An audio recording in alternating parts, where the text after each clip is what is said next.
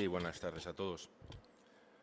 Bueno, yo les presento el informe de la Real Academia de la Lengua acerca del lenguaje inclusivo para la Constitución española, principal ley del Estado, elaborado a petición de la vicepresidenta del Gobierno y firmado a 16 de enero de 2020. 155 hojas que me he podido leer y que se resumen en una sola palabra.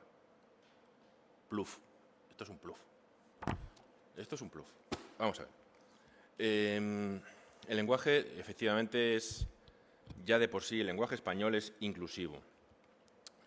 Los cambios léxicos y gramaticales, insisto, que han triunfado no han sido dirigidos desde altas instancias superiores, sino que han surgido espontáneamente en los hablantes.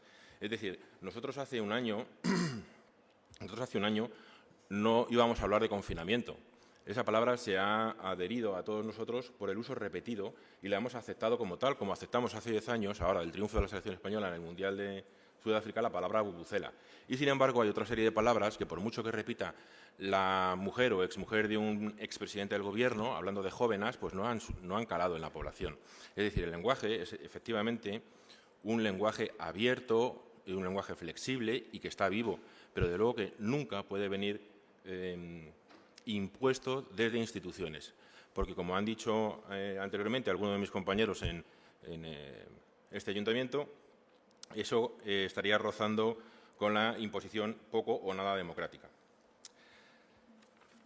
El sexismo, la misoginia, no son propiedades de la lengua, son usos de la misma. No hay sexismo en el lenguaje, sino sexismo en el discurso.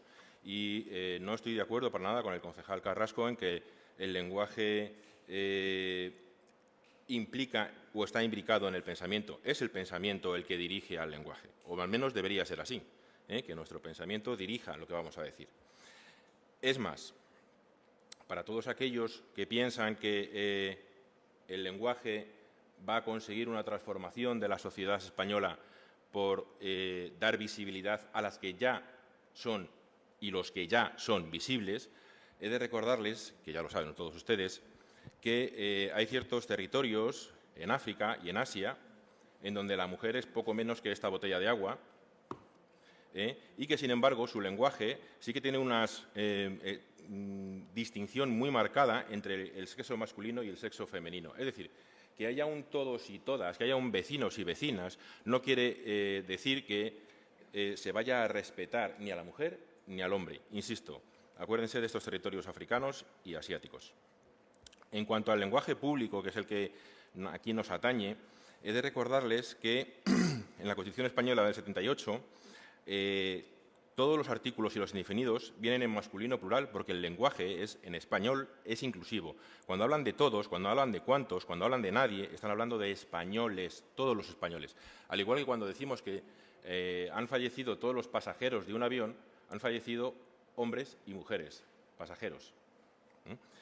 Decirles también que es curioso, hablaba alguien aquí de la ideología de género, hablaba alguien también de imposiciones políticas, ideológicas, decir que los desdoblamientos de género no son recogidos en ningún, y repito, en ningún texto constitucional de un país hispanohablante o incluso en un país o que hable una lengua románica como Italia, Francia, etcétera, etcétera.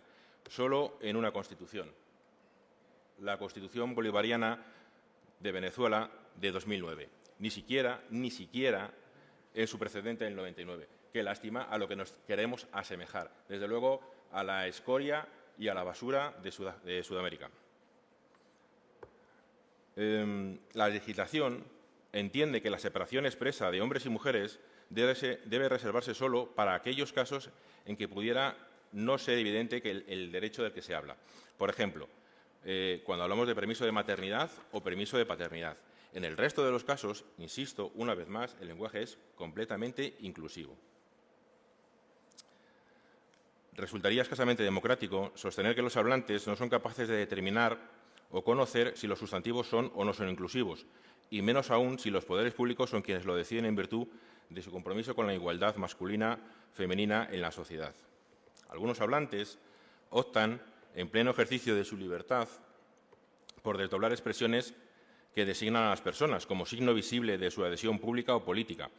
a causa de la igualdad masculina y femenina. Sin embargo, será absurdo concluir que la mayoría de los hablantes que no lo hacemos no compartimos tales objetivos de igualdad o no aspiramos a los mismos ideales. Porque es evidente que toda persona civilizada y racional consideramos en igualdad de derechos lo que ya recoge la Constitución, a hombres y mujeres. Y únicamente el lenguaje no es inclusivo para aquellos sustantivos en donde existe una especialización léxica, como decía hace un ratito la concejal López. Por ejemplo, si hablamos de los brujos o las brujas, o los monjes y las monjas, hay una connotación completamente diferente. En el resto de los casos, el lenguaje que está vivo, que está adaptado a la población y que surge en la población, no debe ser impuesto desde altas instancias. Repito una vez más. Por lo tanto, y recogiendo de nuevo y resumiéndoles las 155 páginas del informe de la Real Academia Española, no es necesario modificar la Constitución ni modificar ningún texto legal para adaptarla a lo que ya esto recoge. Porque, y para finalizar,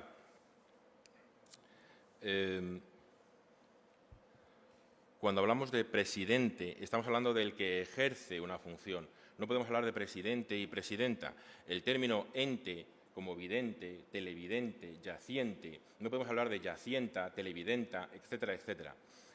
Además, si esto fuera algo que atentara con la igualdad de hombres y mujeres, resulta que desde el 78, la Constitución que lo recoge, absolutamente ninguno de los juristas ha podido impugnar ninguna denominación de ninguna mujer. ¿Por qué? Porque va implícito en el lenguaje inclusivo. Es decir, estamos hablando de algo esta tarde que sobra, que no es necesario, que ya lo recoge la Constitución. Los hombres y las mujeres somos iguales en hechos y en palabras. Gracias. Muy bien, señora.